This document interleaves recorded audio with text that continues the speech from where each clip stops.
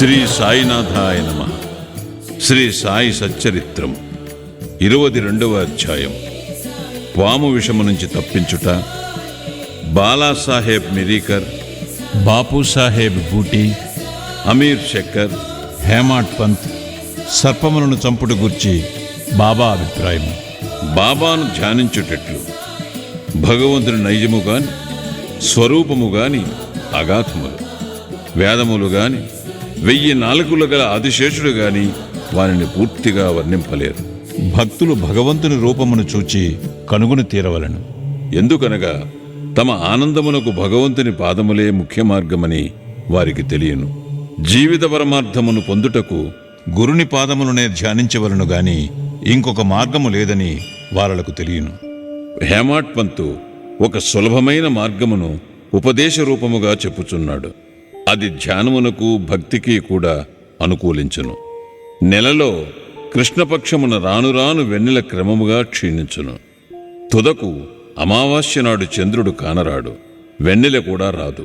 శుక్లపక్షము ప్రారంభమవగానే ప్రజలు చంద్రుని చూచుటకు ఆతురతపడదరు. మొదటి దినము చంద్రుడు కానరాడు, రెండవ నాడు అది సరిగా కనిపించదు. అప్పుడు 2 చెట్టు కొమ్మల మధ్య గుండా చూడమనెదరు. ఆతురతతో ఏకధ్యానముతో ఆ సందు ద్వారా చూచునప్పుడు దూరముగానున్న చంద్రుని ఆకారము ఒక గీతవలి కాన్పించెను. వారప్పుడు సంతసించెదరు. ఈ సూత్రమును అనుసరించి బాబా తేజమును చూచెదముగాక. బాబా కూర్చున్న విధానమును చూడుడు, అది ఎంత సుందరముగానున్నది. వారు కాళ్లను ఒకదానిపైన ఇంకొకటి వేసి ఉన్నారు. ఎడమ చేతి వ్రేళ్లు కుడి పాదముపై వేసి ఉన్నారు. కుడికాలి బొటన వ్రేలుపై చూపుడు వ్రేలును మధ్య వ్రేలును ఉన్నవి. ఈ కూర్చున్న విధమును బట్టి చూడగా బాబా మనకి దిగువ విషయము చెప్ప నిశ్చయించుకున్నట్లున్నది. నా ప్రకాశమును చూడవలనంటే అహంకారమును విడిచి మిక్కిలి అనుకువతో చూపుడు వ్రేలుకు మధ్య వ్రేలుకు మధ్యనున్న బొటన వ్రేలుపై దృష్టిని సారించినచో నా ప్రకాశమును చూడగలరు. ఇది భక్తికి సులభమైన మార్గం. ఒక క్షణము బాబా జీవితమును గమనించెదము. బాబా నివాసము వలన షిరిడీ ఒక యాత్రాస్థలమాయను. అన్ని మూలల నుండి ప్రజలు అచట గుమిగూడుచుండిరి. బీదవారు గొప్పవారు కూడా అనేక విధముల మేలు పొందుచుండెడివారు. బాబా యొక్క అనంత ప్రేమను, ఆశ్చర్యకరమైన సహజమైన వారి జ్ఞానమును, వారి సర్వాంతర్యామిత్వమును వర్ణించగలవారెవరు? వీనిలోనేదైనా ఒక దానిని గాని అన్నియు గాని అనుభవించిన వారు ధన్యులు. ఒక్కొక్కప్పుడు బాబా దీర్ఘ మౌనము పాటించువారు. అది వారి యొక్క బ్రహ్మబోధము. ఇంకొకప్పుడు చైతన్యఘనులుగా నుండువారు. ఆనందమునకు అవతారముగా భక్తులచే పరివేష్టితలేయుండెడివారు. ఒక్కొక్కప్పుడు వారు నీతిని బోధించు కథలను చెప్పెడేవారు. ఇంకొకప్పుడు హాస్యము తమాషా చేయుటలో మునిగిడేవారు. ఒక్కొక్కప్పుడు సూటిగా మాట్లాడువారు. ఒక్కొక్కప్పుడు కోపోద్దీపితుడాయన తోచువారు. ఒక్కొక్కప్పుడు తమ బోధలు క్లుప్తముగా చెప్పుచుండెడివారు. ఒక్కొక్కప్పుడు దీర్ఘ వివాదములోనికి దించెడివారు. అనేక సార్లు ఉన్నదున్నట్లు మాట్లాడేవారు. ఈ ప్రకారముగా సందర్భావసరములు బట్టి వారి ప్రబోధము అనేక విధముల అనేక మందికి కలుగుచుండెడిది. వారి జీవితం అగోచరమైనది. అది మన మేధాశక్తికి భాషకు అందుబాటులో ఉండేది కాదు. వారి ముఖార విందమును చూచుటయందు ఆసక్తి కాని, వారితో సంభాషించుటయందు గాని, వారి లీలలు వినుటయందు గాని తనివి తీరడిది కాదు. అయినప్పటికీ సంతోషముతో ఉప్పొంగుచుండేవారము. వర్ష బిందువులను లెక్కించగలము, తోలి సంచిలో గాలిని మూయగలము. కాని బాబా లీలలను లెక్కించలేము. వానిలో నొక్కదానిని గూర్చి చెప్పెదము. భక్తుల ఆపదలను కనుగొని భక్తులను వాని బారి నుండి సకాలమున బాబా ఎట్లు తప్పించుచుండెనో ఇచ్చట చెప్పెదము. బాలాసాహెబ్ మిరీకర్. సర్దార్ కాకాసాహెబ్ మిరీకర్ కొడుకగు బాలాసాహెబ్ మిరీకర్ కోపర్గాముకు మామల్తదారుగా నుండెను. అతడొకనాడు చితలీగ్రామ పర్యటనకు పోవుచుండెను. మార్గమధ్యమున బాబాను చూచుటకు షిరిడీకి వచ్చాను. మసీదుకు పోయి బాబాకు నమస్కరించాను. బాబా అతని యోగక్షేమములనడిగి జాగ్రత్తగా నుండవలనని హెచ్చరిక చేయుచు ఇట్లడిగాను.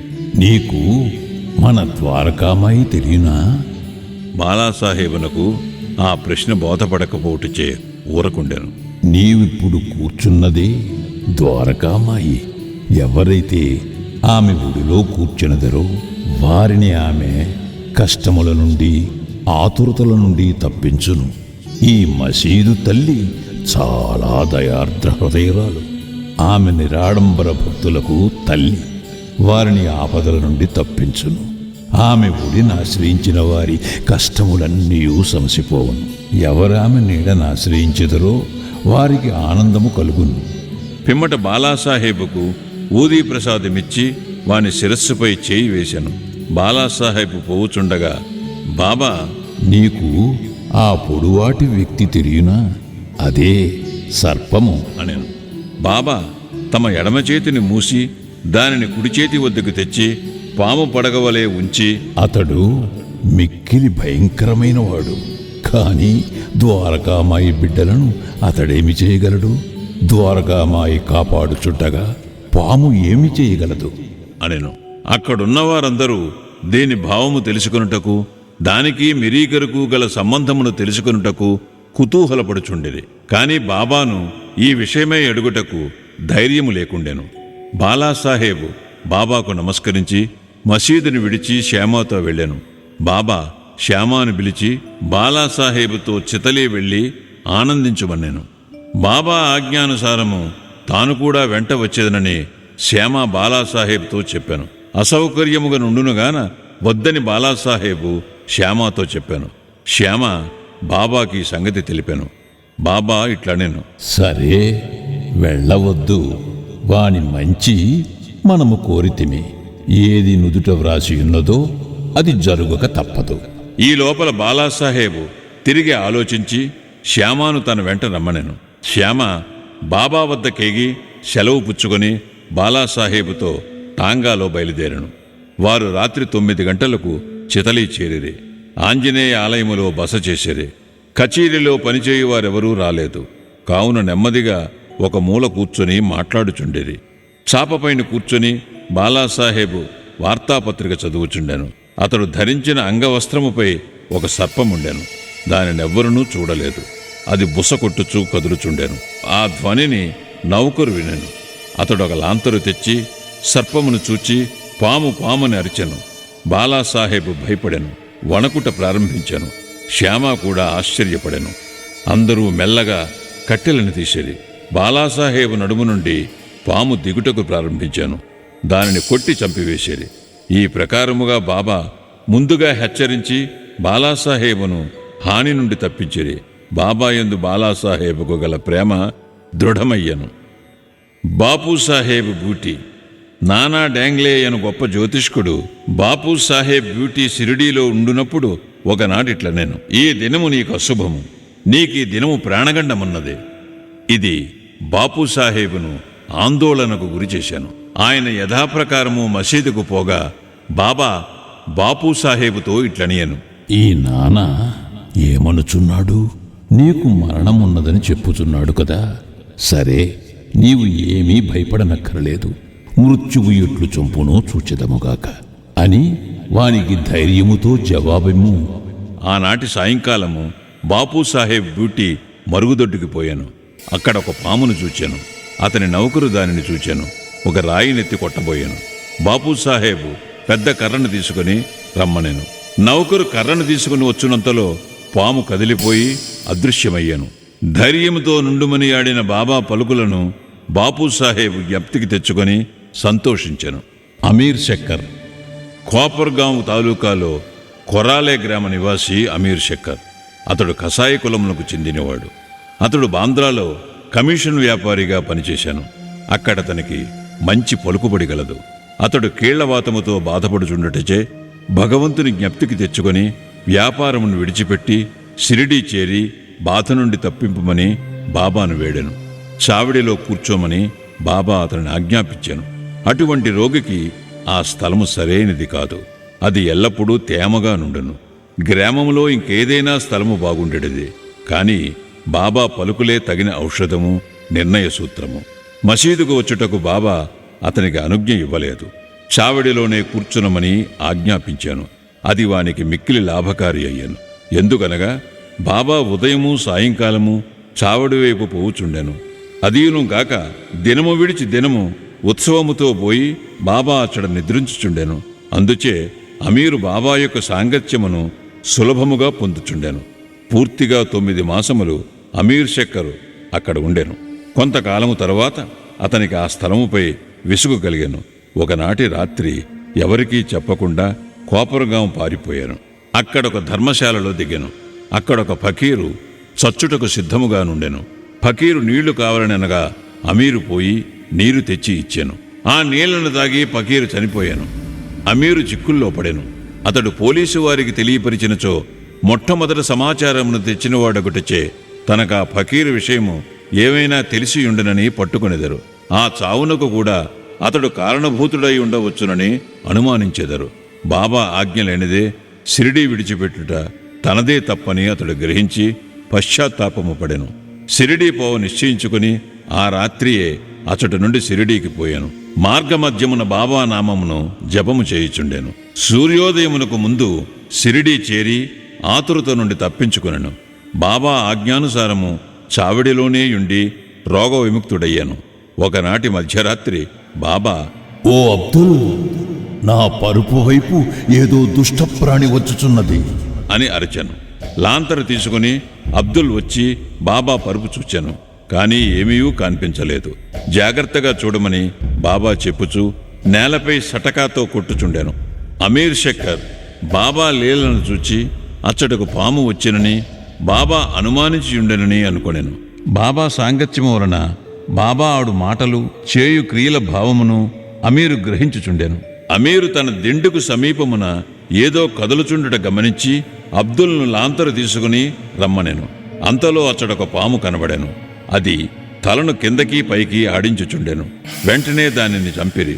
ఇట్లు బాబా సకాలమున హెచ్చరిక చేసి అమీరును కాపాడాను. తేలు పాము. తేలు బాబా ఆజ్ఞచే కాకాసాహెబ్ దీక్షిత్ నిత్యము శ్రీ ఏకనాథ మహారాజు రచించిన భాగవతమును భావార్థ రామాయణమును పారాయణ చేయుచుండెను. ఒకనాడు పురాణ కాలక్షేపము జరుగుచుండగా హేమాడ్ పంతు కూడా శ్రోత అయ్యెను. రామాయణములో ఆంజనేయుడు తన తల్లి ఆజ్ఞానుసారము శ్రీరాముని మహిమను పరీక్షించు భాగము చదువుచున్నప్పుడు వినువారందరూ మైమరిచియుండిరి. అందులో హేమాడ్ పంత్ ఒకడు. ఇంతలో ఒక పెద్ద తేలు హేమాడ్ పంతు భుజముపై పడి వాని ఉత్తరీయముపై కూర్చుండెను. మొదట దానిని ఎవరూ గమనించలేదు. ఎవరు పురాణముల శ్రవణము చేసేదరో వారిని భగవంతుడు రక్షించును. ఇంతలో హేమాడ్ పంతు తన కుడి భుజముపైనున్న తేలును చూచెను. అది చచ్చిన దానివలే నిశ్శబ్దముగా కదలకుండెను. అది కూడా పురాణము వినుచున్నట్లు కనిపించెను. భగవంతుని కటాక్షమును స్మరించి పురాణ శ్రవణములోనున్న ఇతరులకు భంగము కలుగజేయకుండా ఉత్తరీయమును 2 చివరలను పట్టుకుని దానిలో తేలుండునట్లు చేసి బయటికి వచ్చి ఆ తేలును తోటలో పారవైచెను. పాము. ఇంకొకప్పుడు సాయంకాలము కాకాసాహెబ్ మేడ మీద కొందరు కూర్చునియుండెరి. ఒక సర్పము కిటికీలోనున్న చిన్న రంధ్రము ద్వారా దూరి చుట్టుకొని కూర్చునెను. దీపమును తెచ్చిరి. మొదట అది వెలుతురకు తడబడెను. అయినప్పటికీ అది నెమ్మదిగా కూర్చునెను. తల మాత్రము క్రిందకు మీదకు ఆడించుచుండెను. అనేక మంది బడితెలు కర్రలు తీసుకుని వేగముగా వచ్చిరి.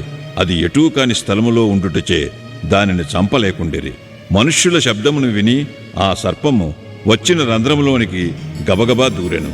అందరూ ఆపద నుండి తప్పించుకునిరి.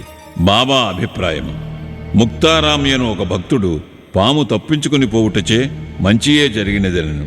హేమాడ్ పంతు అందులో ఒప్పుకొనలేదు. అది సరి అయిన ఆలోచన కాదనెను. పాములను చంపుటయే మంచిదనెను. ఇద్దరికీ గొప్ప వాదన జరిగెను. ముక్తారాం సర్పములు మొదలగు క్రూర జంతువులను చంపనవసరము లేదనెను. హేమాడ్ పంత్ వానిని తప్పక చంపవలెను అనెను. రాత్రి సమీపించాను. చర్చ సమాప్తి కాకుండాను. ఆ మరుసటి దినము ఆ ప్రశ్నను బాబానడిగిరి.